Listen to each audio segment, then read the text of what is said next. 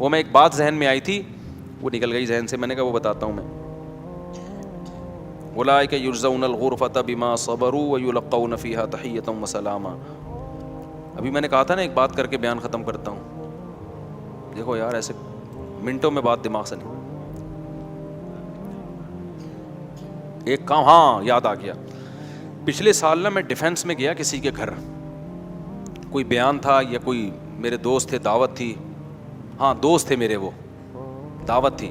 مجھے کتے سے یاد آیا, اصل میں ان کے گھر بہت بڑا کتا تھا. میں نے سمجھایا بھی کتے مت پالو. میں جب ان کے گھر گیا تو ان کے والد صاحب نے اپنے گھر کا مجھے وزٹ کرا کے کمرہ دکھایا. بڑا وی آئی پی کمرہ تھا وہ, خوشبو عود کی خوشبو جو ہے نا دھونی. تو انہوں نے کہا یہ ہمارا مصلی ہے, ہم نے اپنے گھر میں ایک کمرہ عبادت کے لیے بنایا ہے. نماز, تلاوت, ذکر کہاں ہوگا؟ ادھر ہوگا.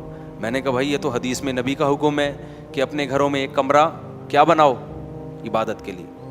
اب کراچی میں لوگوں کے گھر چھوٹے ہوتے ہیں, اتنے کمرے ہوتے نہیں ہیں, لیکن جن لوگوں کو اللہ نے بڑے گھر دیے ہیں ان کو چاہیے کہ نبی صلی اللہ علیہ وسلم کی حکم کی تعمیل میں ایک کمرہ کس کے لیے خاص کر دیں؟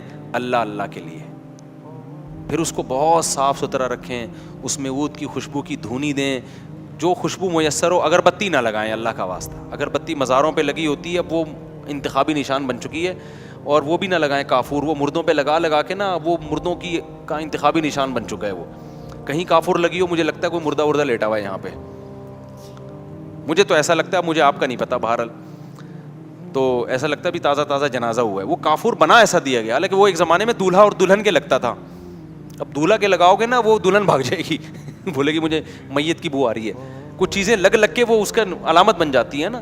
اگربتی مزاروں پہ ہوتی ہے اور قبرستانوں پہ, تو وہ بھی عجیب سی. تو کوئی اچھی خوشبو لگا لو جو خوبصورت, یعنی مزہ آئے اس کو. بڑا فرق پڑتا ہے جب صفائی ستھرائی اور اچھی خوشبو ہو نا, جو دماغ میں نہ چڑھے, اچھی بھینی خوشبو. بڑا اس سے عبادت کا لطف ڈبل ہو جاتا ہے. ہمارے نبی نماز کے لیے بہت زیادہ خوشبو لگا کے آیا کرتے تھے, بہت زیادہ خوشبو کا استعمال کرتے تھے, اچھی خوشبو ہو بشرطے کے.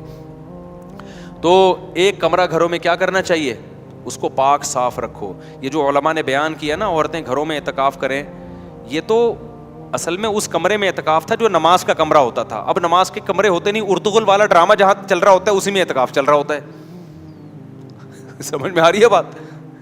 جو ارطغرل کا اب چل رہا ہے, ارطغرل یہ جس کمرے میں فلم دیکھتے ہیں اسی کمرے میں اعتکاف ہو رہا ہے. تو یہ تو اصل میں یہ تھا کہ جب عورتوں کو مسجد میں آنے سے فتنہ کے خوف سے بعض فقہاء نے پابندی لگائی کہ بھئی فتنہ ہو رہا ہے. میں تو اب اس زمانے میں قائل ہوں خواتین کے, مسجد میں اعتکاف کا قائل تو نہیں ہوں میں, لیکن نمازوں کے لیے میں قائل ہوں, کیونکہ اس میں بڑے فتنے آج کل مسجدوں میں اعتکاف میں خواتین کے, وہ مشاہدے پر مبنی ہے. تو شریعت کے ایک حکم کی وجہ سے دوسرا حکم اگر ضائع ہو رہا ہو نا, تو یہ مستحب حکم ہے, اور فتنے سے بچنا کیا ہے؟ واجب ہے. تو گھر میں کیا ہے؟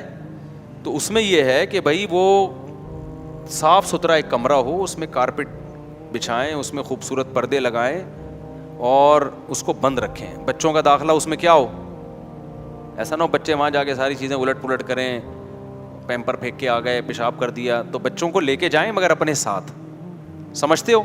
تو ایسا کمرہ جن لوگوں کو اللہ نے گنجائش دی ہے نا گھر میں اللہ کرنے کے لیے بنائیں. ہمارے شیخ اللہ ان کی عمر برکت دے, ایک دفعہ انہوں نے مجھے اپنا کمرہ دکھایا, بڑا صاف ستھرا وی آئی پی کمرہ ہے. انہوں نے کہا یہ اللہ کرنے کے لیے. یہ کس کے لیے؟ اللہ کرنے کے لیے. تو ایسا ہونا چاہیے. تو گھر اگر گنجائش ہو, نہیں ہے تو پھر کہیں بھی کچھ بھی کر لو بھائی, ٹھیک ہے نا, اللہ اسی طرح قبول کرے گا. کوئی پھٹا ڈال لو, اس پہ نماز پڑھ لیا کرو. ہمارے حضرت کا بھی ایک نماز کی ایک جگہ تھی, ہمارے حضرت مفتی رشید احمد صاحب رحمہ اللہ کی, بڑا پیارا کمرہ سجایا ہوا تھا انہوں نے. تو وہ نماز کی ایک جگہ تھی. حضرت تو پھر تھے بڑے خاندانی, صفائی ستھرائی بہت سے بھی زیادہ تھی, وہ میں اور آپ افورڈ نہیں کر سکتے. تو اس میں ایک تختہ تھا, اس کے اوپر ایک خوبصورت سا مصلی بچھا ہوا تھا, اور بہت زیادہ خوشبو کا استعمال. اس میں یہ تھا کہ اس کے اوپر جو جائے نماز خوبصورت سی بچھتی تھی, تو حضرت کے ہاں اصول یہ تھا کہ اتنے دن میں یہ دھل جائے گی, حالانکہ اتنے دن میں وہ گندی نہیں ہوتی تھی. تو ہم نے حضرت سے کہا یہ تو میلی ہوتی نہیں ہے, تو میلی ہونے سے پہلے کیوں دھوتے ہیں؟ حضرت نے فرمایا میلی ہونے کے بعد اگر دھوئیں گے تو میل تو دیکھ لیا نا. نہیں آئی بات سمجھ میں؟ اوپر سے گزرتی ہیں ہم لوگوں کی سمجھ میں یہ باتیں. حضرت نے فرمایا میل تو دیکھ لیا نا, دھونا تو اس لیے تاکہ گھر میں میل نہ آئے. حضرت کے کپڑے میلے ہونے سے پہلے دھلتے تھے, حضرت کے گھروں میں چادریں میلی ہونے سے پہلے دھلتی تھیں. اب آپ حیران ہو گئے میلی نہیں تو دھل کیا رہا ہے پھر. صحیح ہے بھائی, اب خطرہ ہوتا تھا کہ اب نہ دھوئی تو میلی ہو جائیں گی, تو پہلے ہی دھو دو تاکہ میلے ہونے کا جو پروسیس ہے وہ تھوڑا سا لمبا ہو جائے. تو ہمارے حضرت کا سارا سیٹ اپ ہی یہی تھا کہ بستر کی چادریں میلی ہونے سے پہلے دھل رہی ہیں, مصلی میلا ہونے سے پہلے دھل رہا ہے, موزے میلے ہونے سے پہلے. اور آج لوگوں کے موزے دیکھو, بے ہوش کے قریب موزہ لے کے جاؤ گے نا ہوش میں آ جائے گا. ڈاکٹروں سے نا بعض دفعہ ٹیکا لگا کے بے ہوش تو کر دیتے ہیں, ہوش میں نہیں لا رہے ہوتے. تو جو بچے اسکول جاتے ہیں نا ان کے موزے سونگواؤ. میں ڈاکٹروں سے کہتا ہوں کہ آپ ان کے موزے سونگواؤ, فوراً کیا ہوگا, ہوش میں آ جائے گا. اتنے گندے میلے اور سڑے ہوئے موزے ہوتے ہیں, اللہ معاف فرمائے. تو خیر, تو ایسا ایک کمرہ گھر میں کوشش کریں بنائیں. اس میں کیا کرنا ہے, اللہ اللہ کرنا ہے. تھوڑا اللہ اللہ کرنے کا بھی ٹائم نکالنا چاہیے. اللہ تعالیٰ ہمیں سمجھنے کی عمل کی توفیق عطا فرمائے. بہت ہو گیا, پھر بعد میں انشاءاللہ صلو علی الحبیب.